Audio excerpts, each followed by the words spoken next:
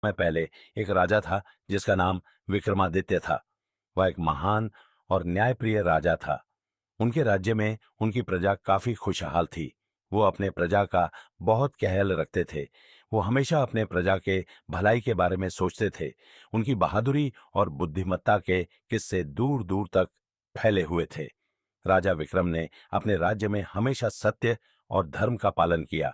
एक दिन विक्रमादित्य अपने दरबार में बैठे थे और अपने मंत्रियों के साथ कुछ राज्य के बारे में वार्ता कर रहे थे। तभी अचानक से राजा की नजर एक आरशी पे पड़ रहा तो राजा ने पूछा, क्या बात है बाबा? क्या हुआ? आरशी ने कहा, राजा, मैं वेताल की कहानी सुनाना चाहता हूं। अगर आप मेरी पूरी कहानी सुने और उस पर अमल करें तो आप एक महान रहस्य जान सकेंगे। विक्रम ने उत्तर दिया, मैं तैयार हूं। आरशी अपनी बात बताता है। आरशी ने कहा, आपको एक शव को बेताल के पेड़ से लाना होगा, लेकिन याद रहे, बेताल आपको अपने साथ हर बार एक पहेली देगा। अगर आप उसका उत्तर नहीं दे पाए तो वह आपके साथ नहीं आएगा। राजा विक्रम ने निर्णय लिया कि वह बेताल को लाने के लिए जाएगा। फिर राजा विक्रम अकेले रात में वह जंगल की ओर बढ़ा और कुछ दूर तक चला। फिर वहां बेताल के पेड़ को देखा। पेड़ पर लटके शव को देखकर उसने उसे उतारा और जैसे ही वह शव को उठाने लगा, बेताल ने अपनी आवाज में कहा, राजा विक्रम, तुमने मुझे पकड़ लिया है, लेकिन मेरी एक शर्त है। तुम मुझे इस कहानी का पहली बताओगे? राजा विक्रम से पहली पहली बेताल पूछता है। बेताल ने पहला सवाल पूछा, एक परिवार में 4 सदस्य रहते हैं, जिसमें पिता, माँ, उसकी एक बेटी और एक बेटा था। उसका पिता रात के अंधेरे में जब उसके घर सभी सो जाते, तब वह अपने घर से अपने बेटे को लेकर जंगल में गया। अचानक उसका बेटा खो गया। आदमी ने उसे बुलाया, लेकिन बेटा नहीं आया। फिर उसने एक चिड़िया को देखा और उसे पकड़ा। चिड़िया ने कहा, मैं तुम्हारे बेटे के पास जा सकती हूं, लेकिन एक शर्त पर। तुमको अपनी आंखें बंद करनी होंगी। फिर आदमी ने अपनी आंखें बंद किया और चिड़िया कुछ देर बाद उसके बेटे को खोज निकाला। सवाल है, चिड़िया ने ऐसा क्यों किया? राजा विक्रम ने सोचने के बाद उत्तर दिया, चिड़िया ने आदमी की आंखें बंद की ताकि वह अपने बेटे को सुरक्षित तरीके से वापस ला सके।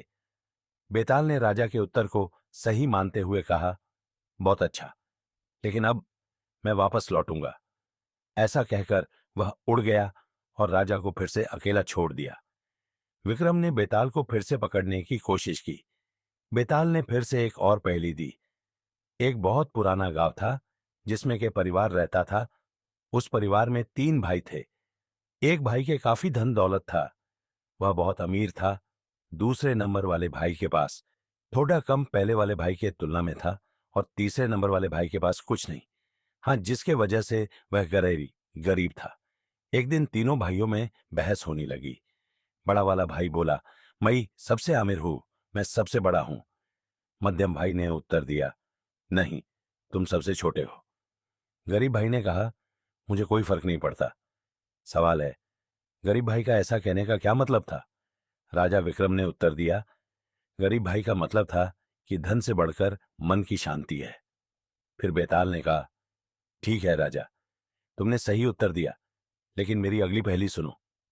बेताल ने एक और कहानी सुनाना शुरू किया, जिसमें एक बहन थी जो अपने भाई के लिए अपनी जान दे देती थी।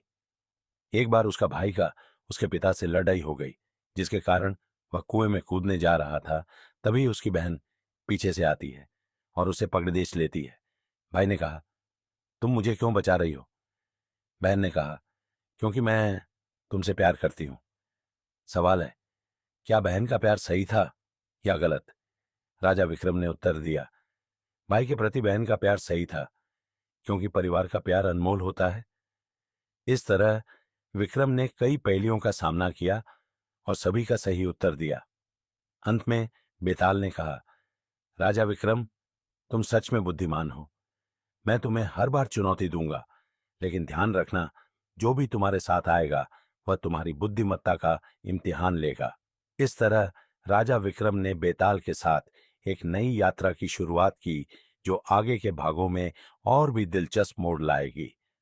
तो दोस्तों, चैनल को सब्सक्राइब जरूर करके रखें, क्योंकि आगे इस वीडियो अगला भाग आएगा और इससे ज्यादा रोमांचक होगा। देखना ना भूले। ये वाला वीडियो कैसा लगा कमेंट करे